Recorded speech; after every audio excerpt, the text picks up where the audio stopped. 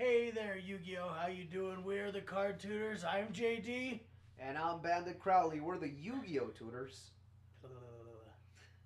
You know, it's an early morning and we haven't slept. You want to try that again or So, fuck it? nah, fuck it. Let's keep going. I'm not gonna get derailed off of this one because I've got my brain set on having this conversation with the Yu-Gi-Oh! Community on our YouTube channel. Sorry for getting all that wrong. Dyslexia is a bitch. YouTube, Facebook, or Twitter at the Yu-Gi-Oh tutors. Gotta put that tag in, man. They gotta find us. Plug. Yeah. So we we spent some time talking, and we have come across a very short, long list of cards. And by short, long list, we mean it's a long list of old cards that honestly spans over a huge portion of Yu-Gi-Oh history in just a few minutes. Like, you can go all the way up to modern day with a card, for example, as old as Jinzo. I feel like this is a good time to say this is more than likely part one. And we'll come at it some other time with more cards to talk about. There are so many cards in Yu-Gi-Oh! We could probably do this until you guys dropped our channel. We could have a podcast just about talking about the old cards. Right. But this is more than just a conversation about the old cards. It's more of their practical application of modern Yu-Gi-Oh! Yeah. Cards like Jinzo. Before I was so rudely interrupted. I do not apologize. It's a great card. It's a good idea. There are some matchups where you want it, some matchups where you don't want it. So it'd be better as a side deck card. You side it in against Paleozoics, for example. You negate their activation on the field. You negate their effects. They can't be activated.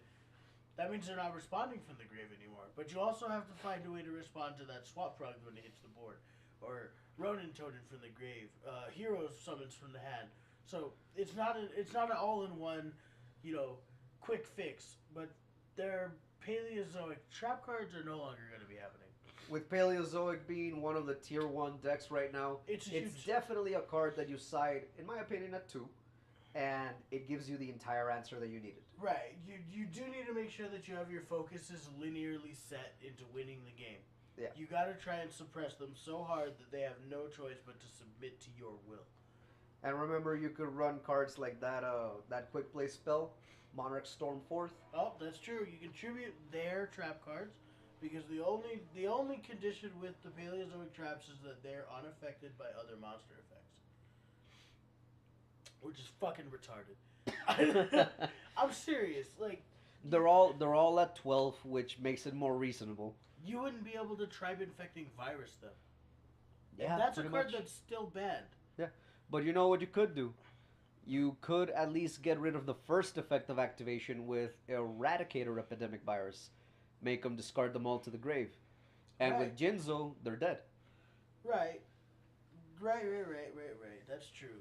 But that's saying you main deck it. What is it? This is Dark Worlds? We're talking about a deck with Darks in it, man. Like, I run Dark Synchron. I thought about it. You thought it? What you need defense bigger than 2,000, right? Nah, it's attack bigger than 25.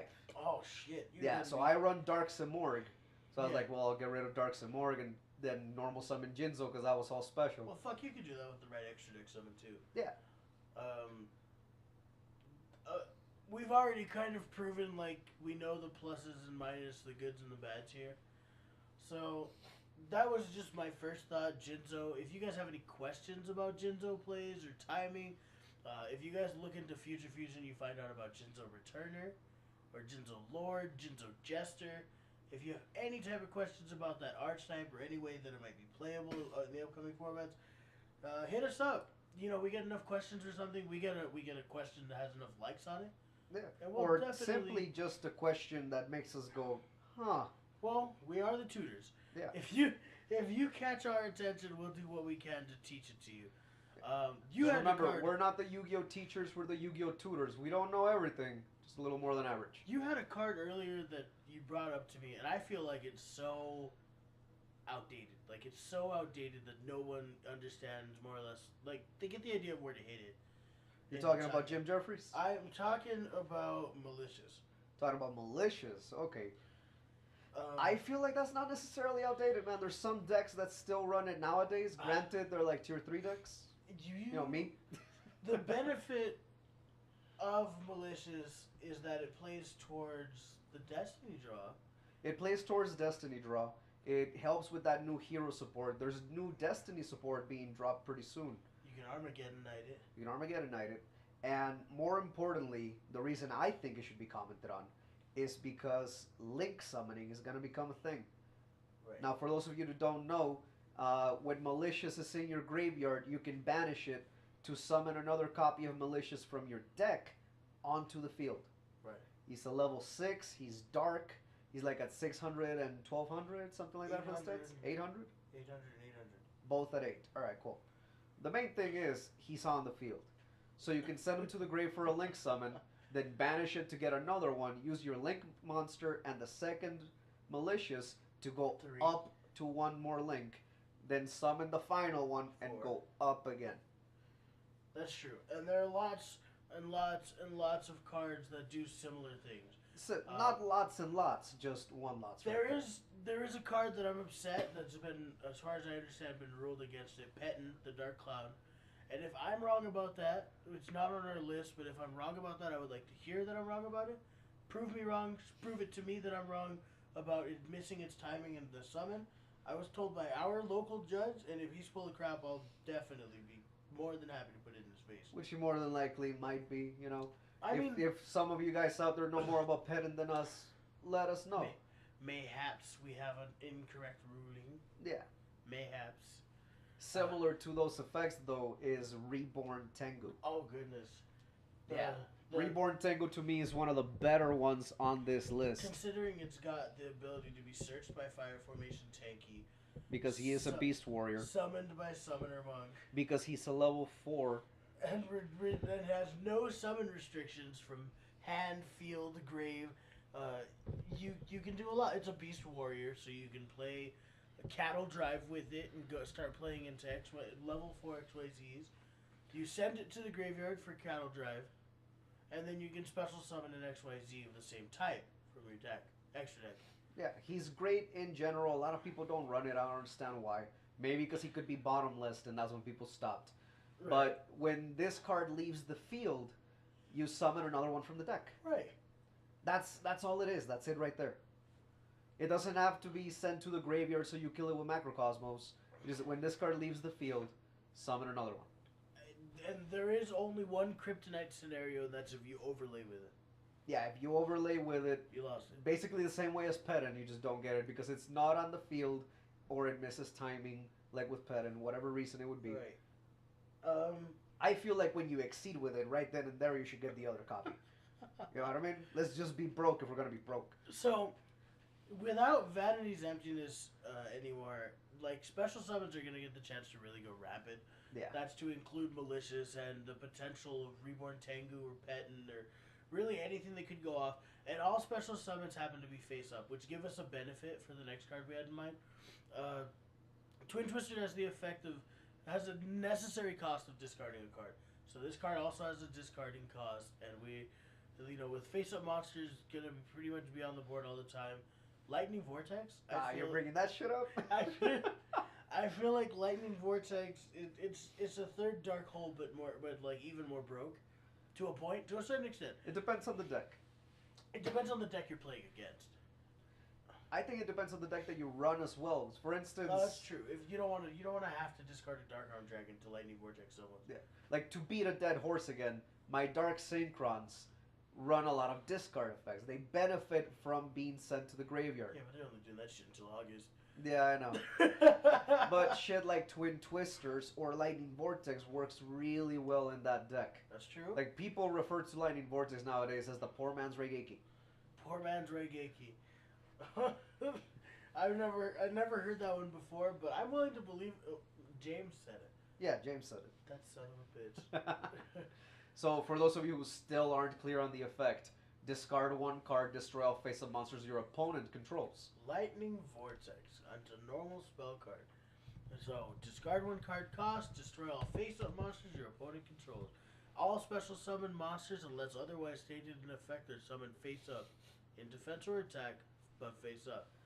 But that's to say that your opponent managed to summon that many monsters on the field. Well, you don't have to try and clear a board out. You just got to make sure you clear the threats. Let's say zoos go first, right? Okay. This is Zodiac's going first. Yeah.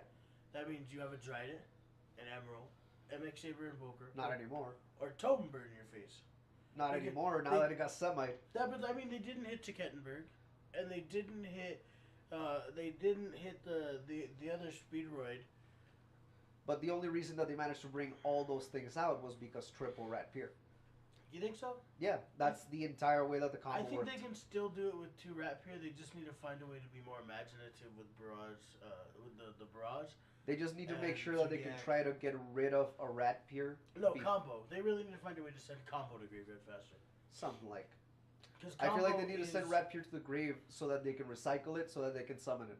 I mean, Zodiac combo is fucking Jar of Avarice.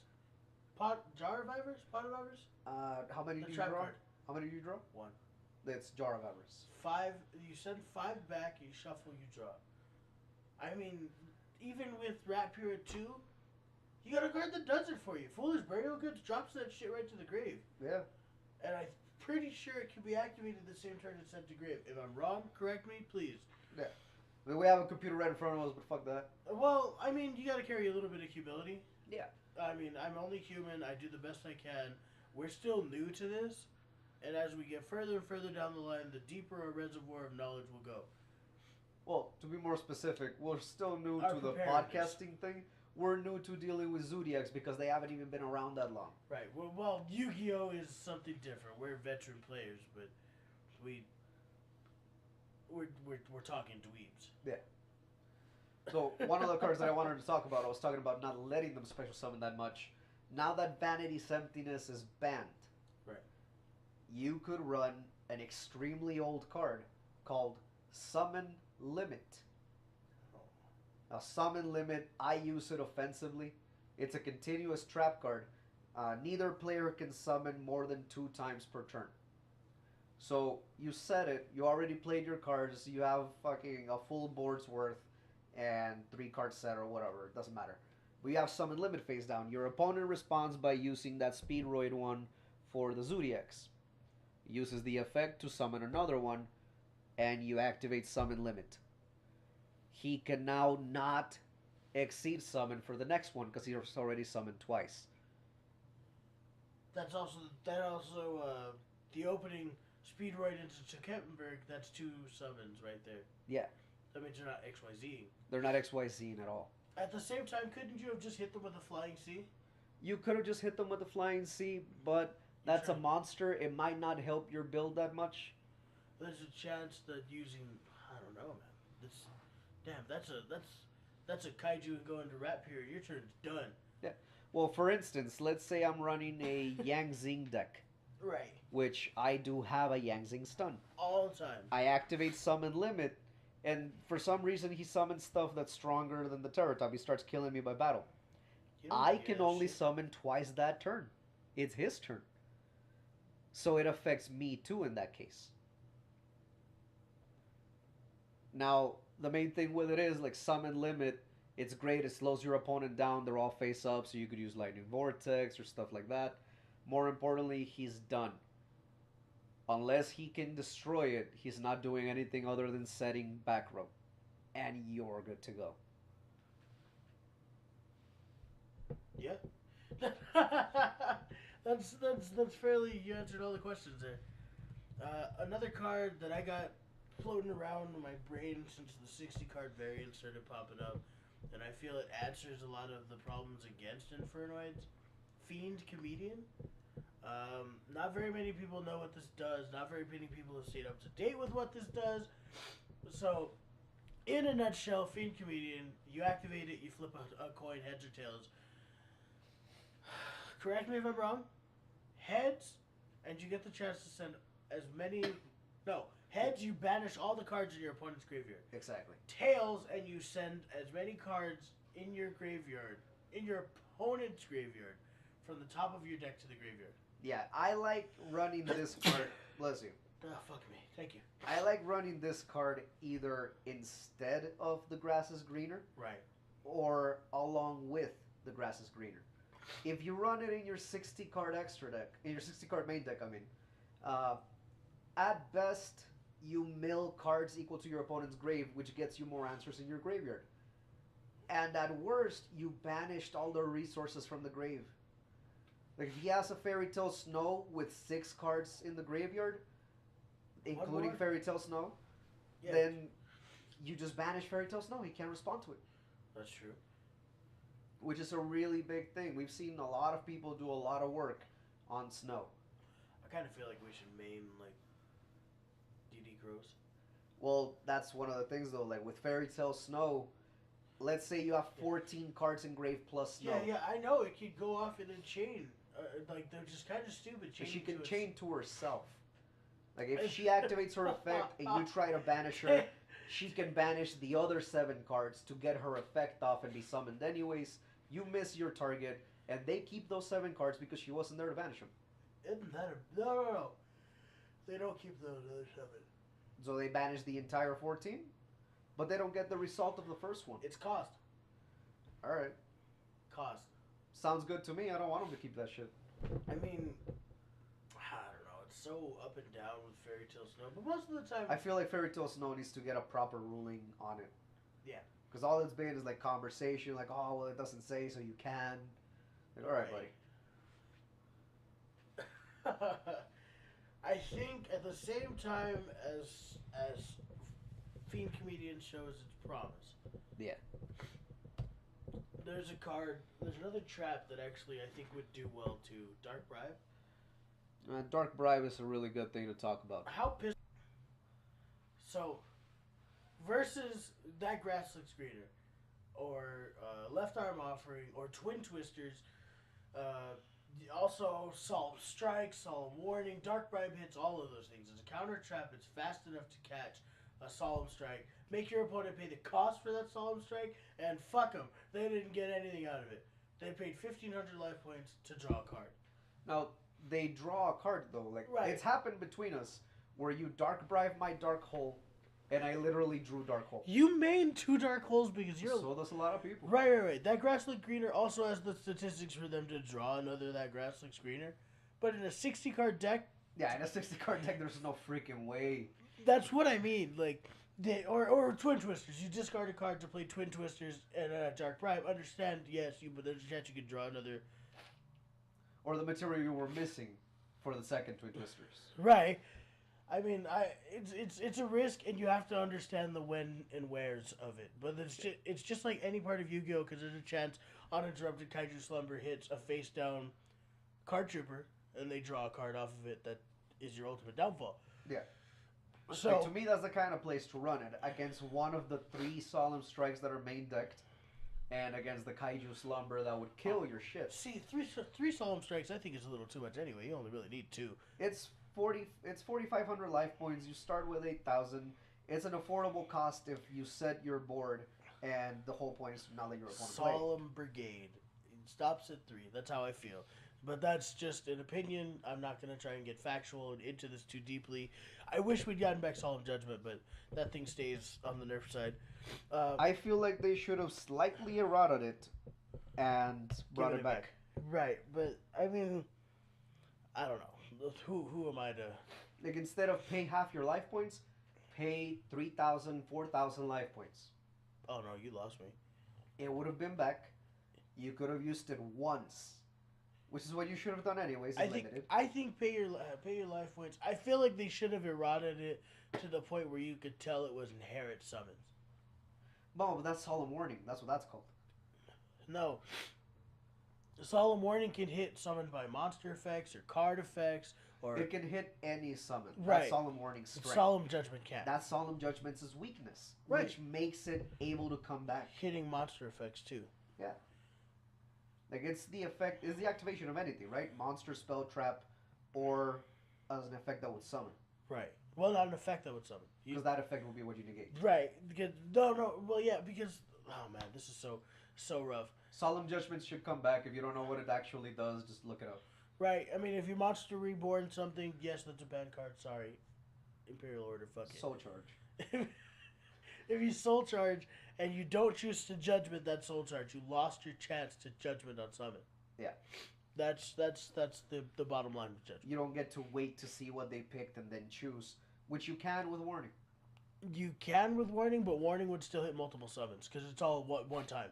Yeah, but if you decide to just get rid of it, because if you activate Solemn Warning, for instance, Right. at the activation of Soul Charge, they still haven't selected their monsters. They're not gonna pay. But at resolution. But after they've summoned, they paid, Right. and they don't get anything.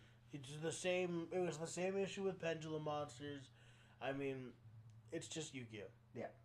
Uh, Last card we wanted to talk about with you guys. well, this one's looking forward into the future. This was a consensus that you and I both came to. Yeah. And it was after thinking about it very hard versus another card that we think is going to be great in the next format. I would like to talk about Samurai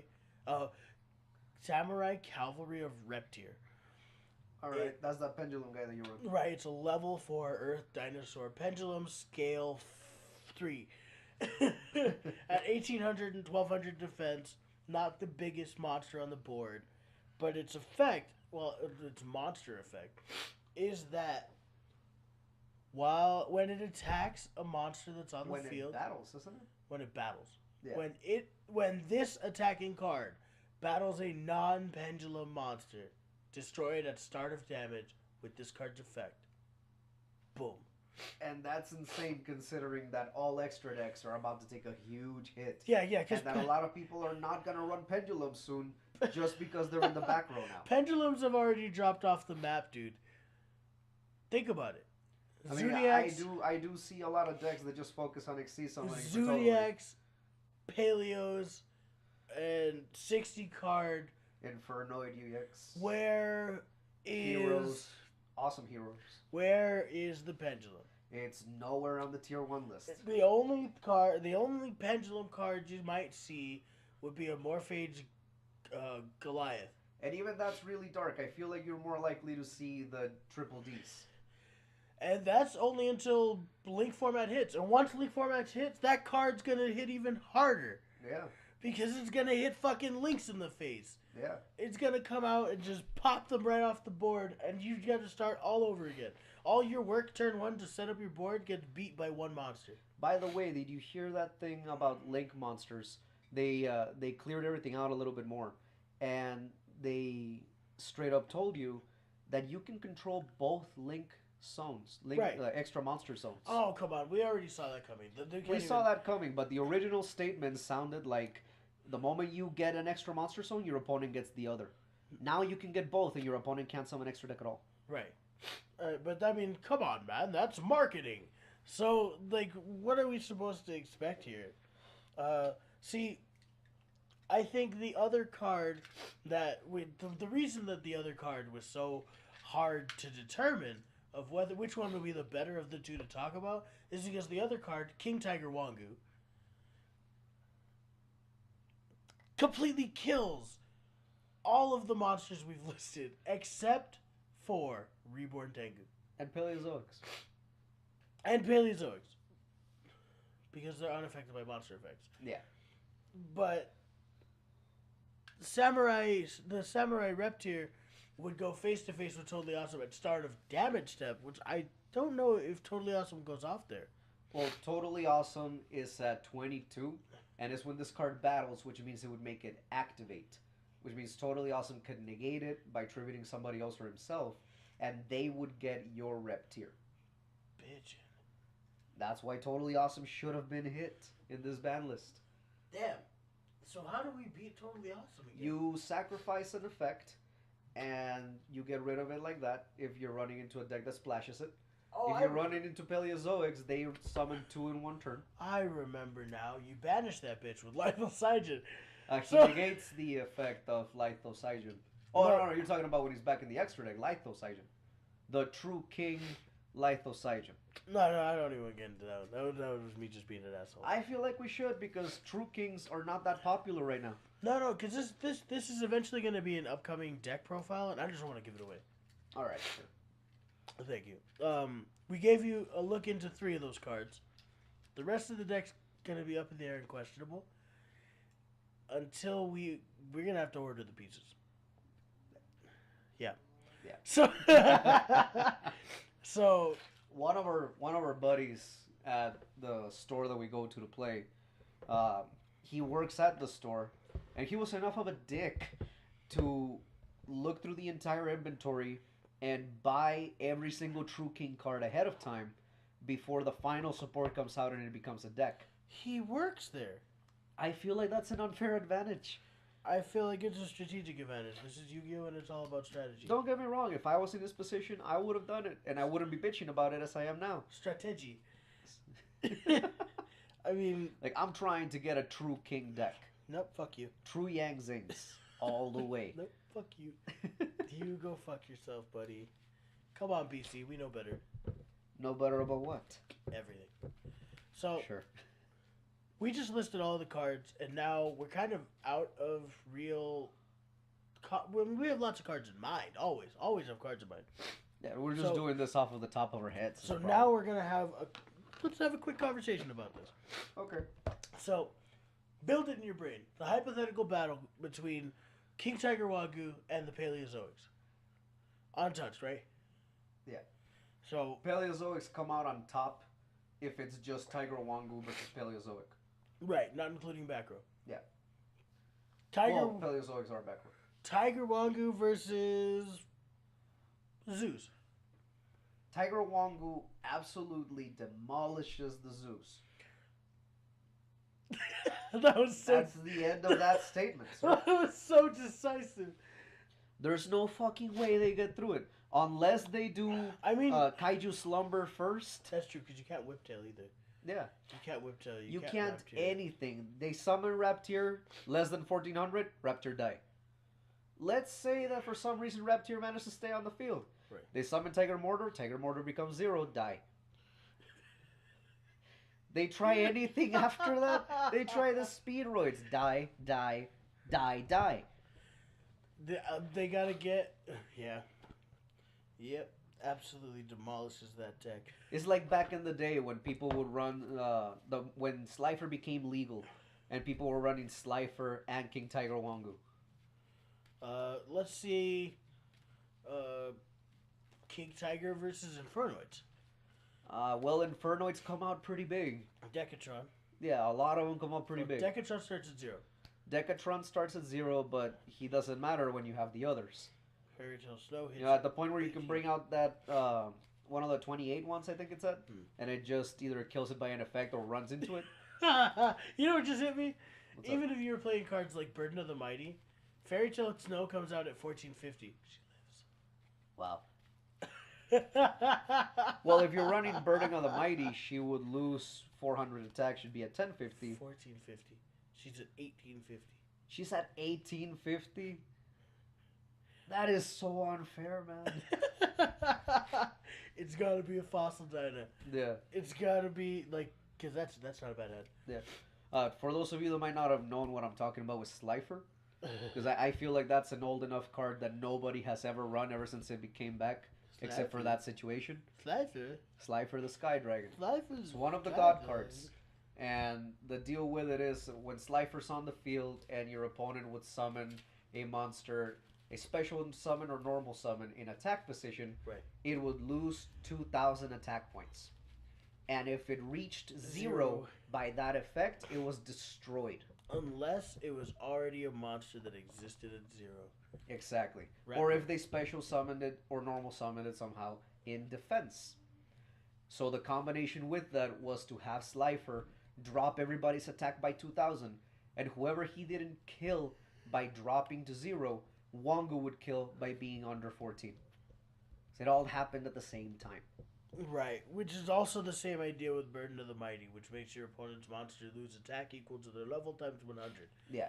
Rapier comes out at 0, and So it instantly dies. I think a Thoroughblade's the only one that would survive it. Typically at 16, it comes out at 12. Which means it dies. Like that's the only answer you really have to fight Wangu in a Zuya deck. When you're trying to fight the Paleozoics, you're gonna need to have you're definitely gonna have to have the Royal Decree ready. And Jinzo. The Royal Decree back row and Jinzo and Fossil Dyna. Yeah. Like that's your matchup against the Paleos. Which, like, at least 2 of those cards, if not 3, you already main deck. Right. It's an anti-meta deck for sure. For those of you that are looking for speed, this is not it.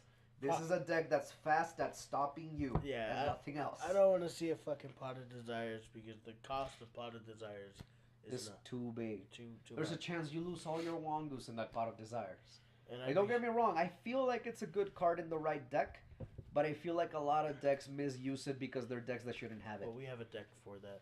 Yeah. We'll have to touch on that one in the future video. We're starting to get to that point where we should probably be winding it up. We might be getting to more deck talk and strategies, or maybe we could talk old formats that don't exist anymore. We might actually have a cross-tournament, a cross-ban list conversation, possibly. But first, we got to get into this I feel ban like list. we'll definitely touch on situations that we had in previous formats. Yeah. But because the previous formats are irrelevant nowadays. But that's where our experience comes from. Yeah, but to talk about them is irrelevant nowadays. It's not coming back. Those formats are not happening again.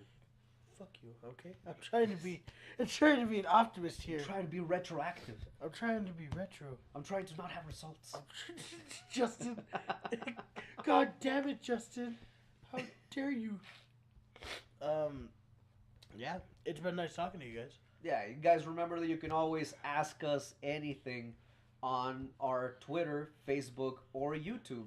We're the Yu-Gi-Oh! Tutors. Right. At YGO Tutor at Twitter. Otherwise, don't fucking talk to us except unless you're in the comments. Always like and subscribe our videos. We'll start making more and more and more. And we're not just going to be bringing out videos of us talking or showing you box openings. We're going to bring out duels. We'll bring out deck profiles. You ask, and we shall receive. We shall deliver. We shall receive? Is that what you're going to say? Fuck you. All right, man. You need to get yourself some rest.